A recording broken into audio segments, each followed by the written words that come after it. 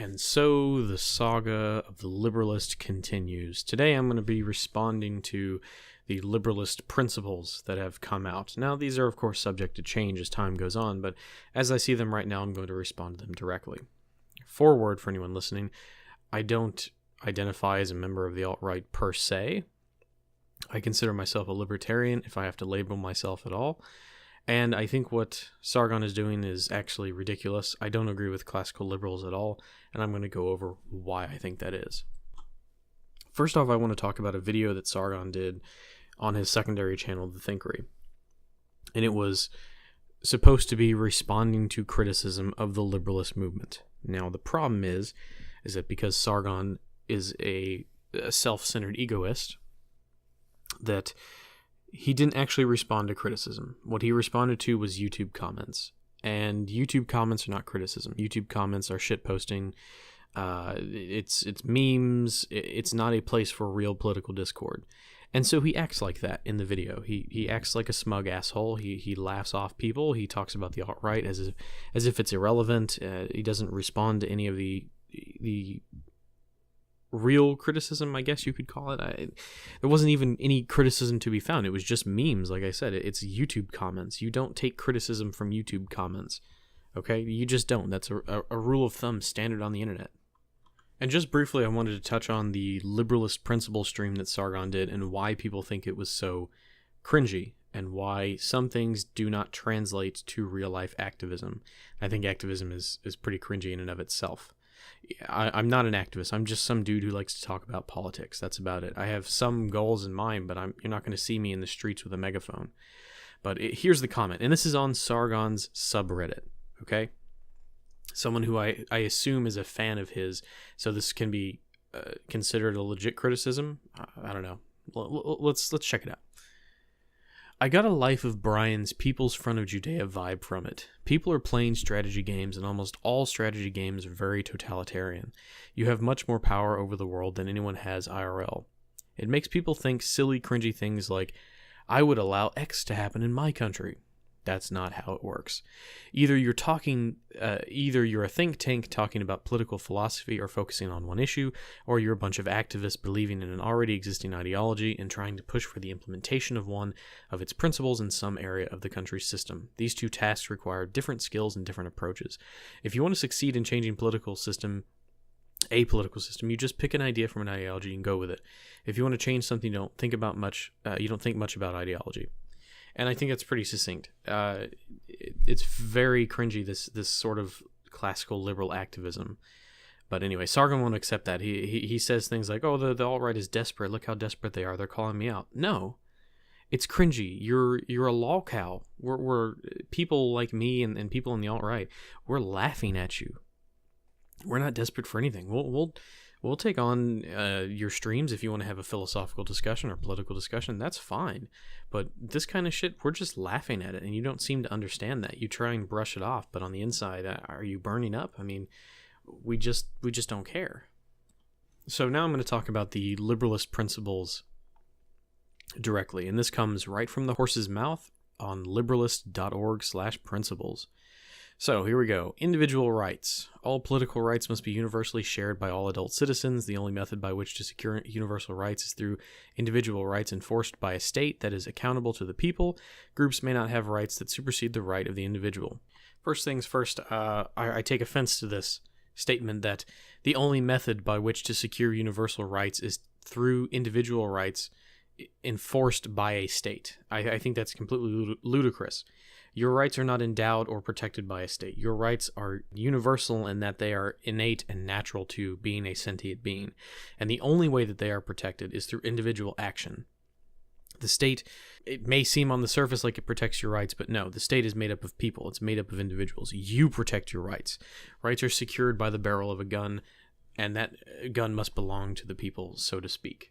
Moving on, each person's rights must remain sacrosanct.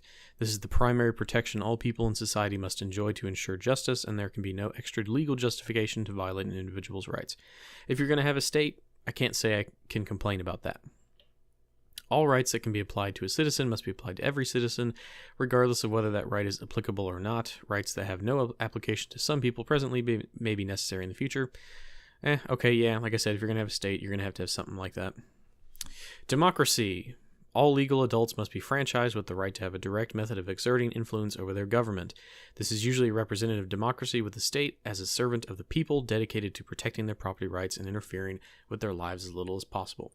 Now, here is the problem. Democracy is a failure, and it will always be a failure.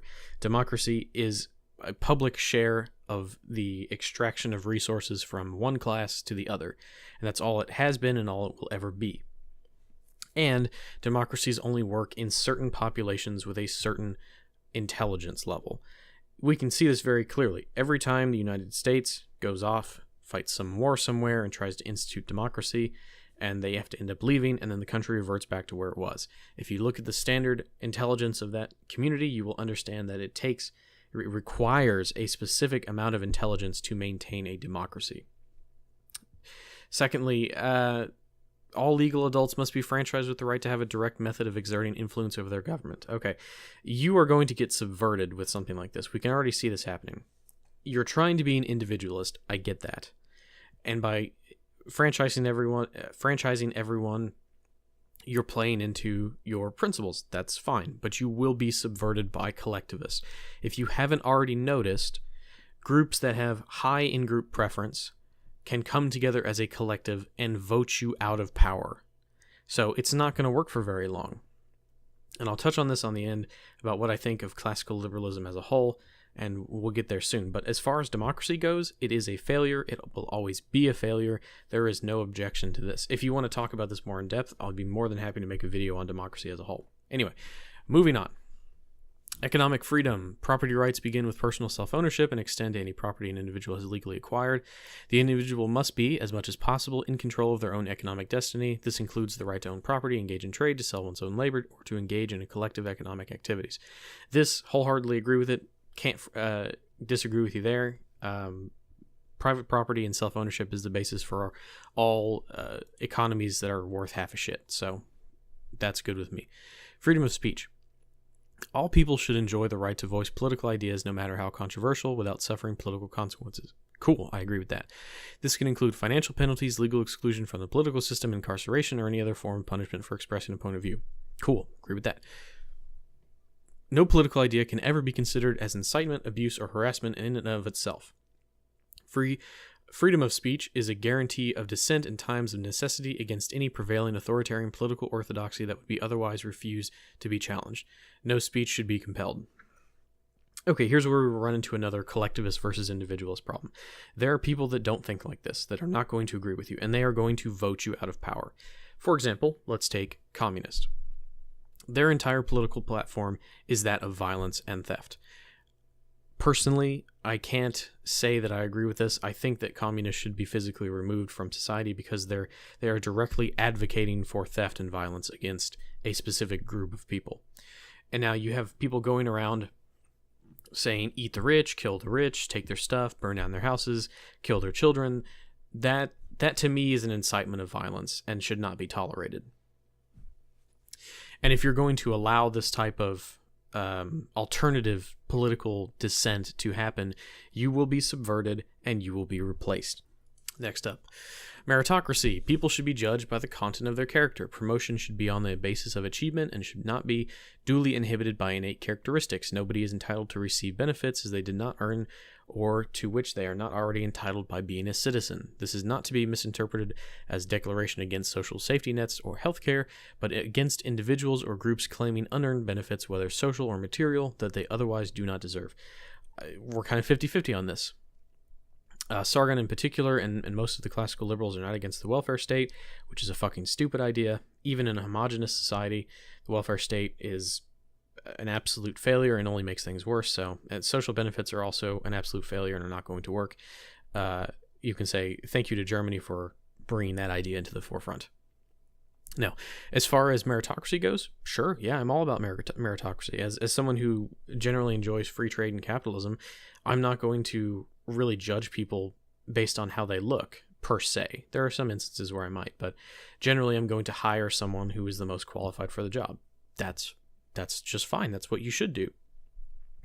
And as far as nobody is entitled to receive benefits they did not earn, perfectly fine. If you're going to have a state, if you're going to have a country with borders, you can't have people just coming in and taking advantage of the welfare state. That's at least a step in the positive direction against progressives who will allow anybody in, anyone's a citizen, American rights or global rights, yada, yada, yada. So let's move on. Blind justice. Each individual citizen will be governed by the same laws as their peers, whether applicable or not, without exception.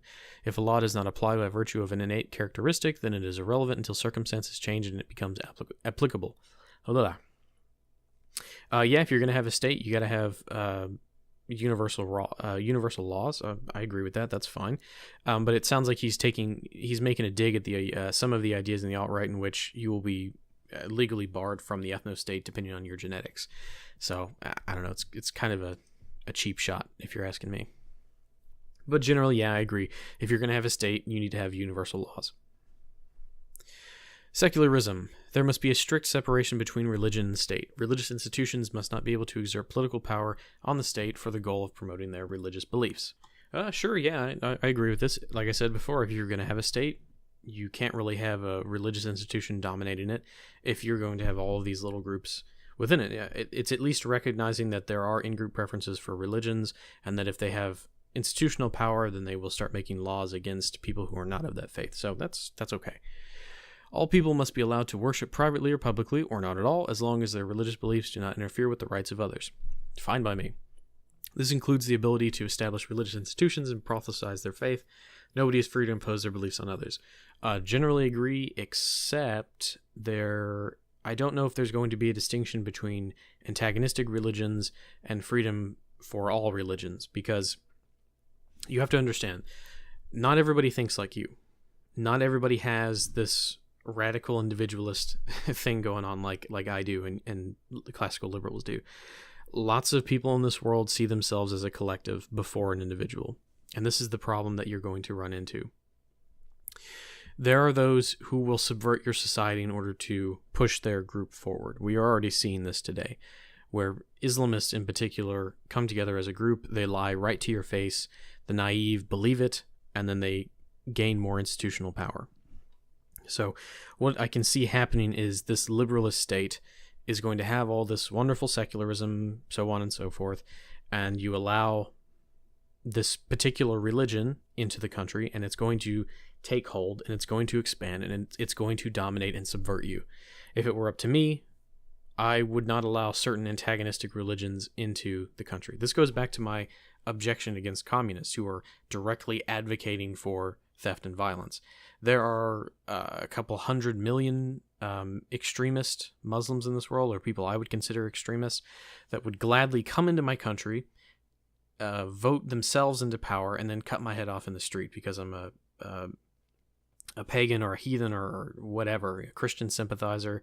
I believe in individualism. Whatever they're going to do, they're going to cut my head off. So if you continually allow people to subvert your country, it will fail you. And this is another problem with democracy.